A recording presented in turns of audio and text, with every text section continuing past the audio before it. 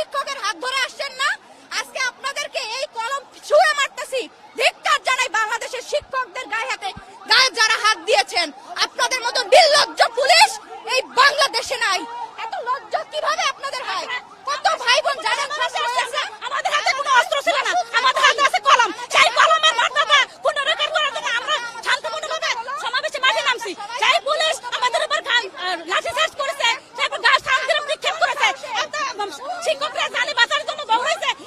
একটা পুলিশ একটা শিক্ষকের গায়ে 200-300 শিক্ষক আসছে গায়ের উপর পড়ছে। আমার গায়ে এই দেখেন আমার নতুন পড়ে ছিঁড়ে ফেলাইছে।